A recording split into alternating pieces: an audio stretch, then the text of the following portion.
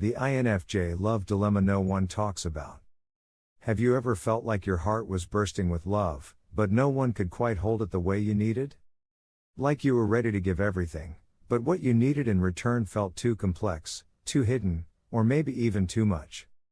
If you're an INFJ, this love dilemma might not only sound familiar, it might be the central emotional paradox of your life. Welcome to the INFJ love dilemma no one talks about. This isn't just another relationship video. This is a deep dive into the unseen, unexplored, and often unspoken complexities that INFJs face when it comes to love. We'll explore why love feels so contradictory, why it's both a dream and a burden for you, and what you can do to protect your heart while still honoring its depth. Let's get into it. 1. INFJs give their all, but struggle to receive. INFJs are natural givers.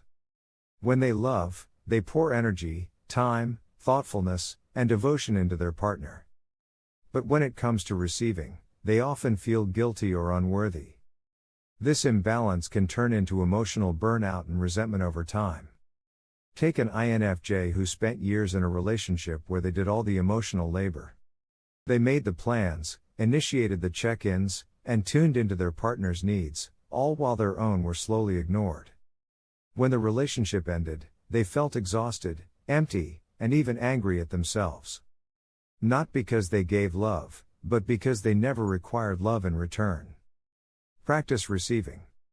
The next time someone offers to help, don't wave them off. Say yes. Let people show up for you. Write a list of what makes you feel loved and share it with your partner or future partners. You're not high maintenance. You're human. 2. INFJs confuse intuition with compatibility.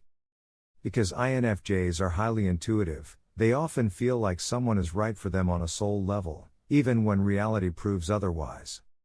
The problem?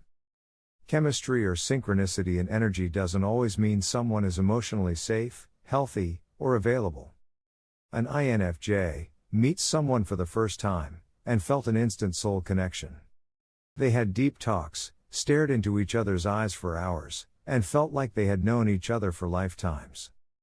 But slowly, red flags began to show. They were inconsistent, emotionally volatile, and dismissive of boundaries. Still, the INFJ stayed, thinking that maybe the connection meant it was meant to be. It wasn't. Don't confuse depth with destiny. Intuition is powerful, but it's not a substitute for discernment. Learn to separate emotional resonance from emotional health. Keep a relationship journal. Note patterns, not just feelings. Ask, are my needs being met? Do I feel safe consistently? Does this person honor my boundaries? 3. INFJs romanticize potential instead of reality. INFJs often see who someone could be, rather than who they are. This makes them prone to falling in love with potential. They nurture, support, and envision a future based on what they believe the other person could become. An INFJ dated someone who was charming but emotionally immature. Instead of accepting this truth, the INFJ saw their potential to grow. They stayed, hoping that love would inspire change. But months turned into years, and the change never came. The INFJ wasn't in love with the person. They were in love with the vision. Evaluate relationships based on evidence, not projections. Ask, if this person never changed, would I still be happy with them as they are right now? If the answer is no, that's your truth. 4. INFJs need space and depth, but partners often misunderstand both. INFJs need deep emotional conversations to feel connected, but they also need solitude to recharge. Most people struggle to understand this contradiction. One moment the INFJ is deeply available, the next, they need to disappear. An INFJ loved her partner but needed weekly solo time to reflect and recharge. Her partner took it personally, feeling neglected. Arguments followed. The INFJ began to feel guilty for needing space, even though it was essential for their mental health. Communicate your needs clearly and early. Say, I love you deeply, and I also need time alone to stay emotionally present in this relationship. Frame solitude not as rejection, but as restoration. If your partner can't understand that, they might not be the right person. 5. INFJs fear hurting others more than themselves. INFJs are highly empathetic.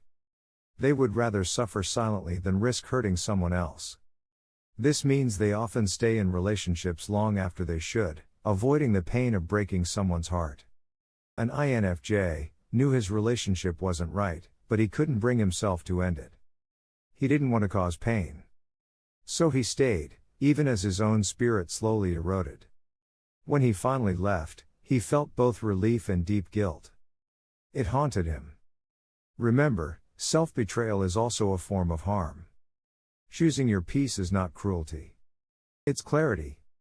When ending a relationship, be honest, be kind, but be firm. You can be gentle without being self-sacrificing. 6. INFJs want to merge souls, but forget to protect their own. Love for INFJs is not just emotional, it's spiritual. They don't just want partnership, they want soul merger. But this level of intimacy, without boundaries, can be dangerous. INFJs may lose themselves in someone else's world. An INFJ fell in love with someone who became her entire universe. She stopped writing, stopped spending time with friends, even lost touch with her values. When the relationship ended, she felt like she had to rediscover who she was. She had given everything, including herself. Before you merge with someone, anchor into yourself. Have rituals, passions, and friendships that are yours. Make sure love adds to your life, it shouldn't replace it. The healthiest love honors individuality within togetherness. 7. INFJs want deep love but fear being truly seen. INFJs crave intimacy on a soul level.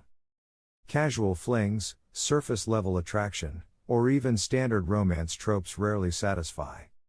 What they want is connection that feels spiritual, intuitive, and transcendental. But here's the paradox: to experience that love, you must be seen in your entirety. And being truly seen is terrifying for an INFJ. An INFJ female falls deeply in love with someone who seems to get her. But as they draw closer, she starts to shut down emotionally. She doesn't want them to see her shadow side, her past wounds, her intensity, her complexity. So she withdraws.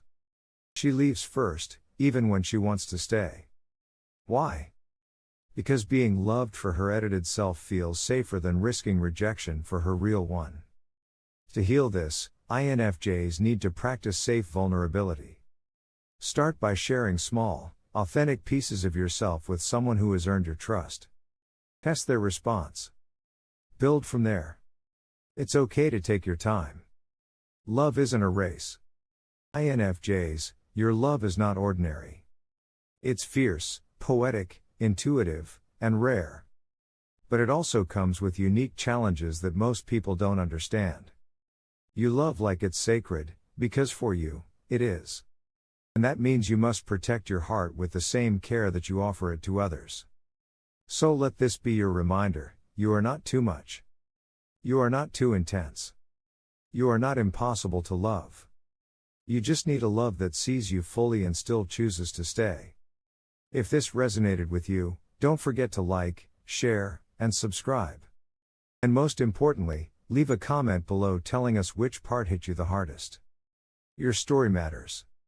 And this is a space where INFJ hearts are finally understood. Stay safe, and see you in the next one.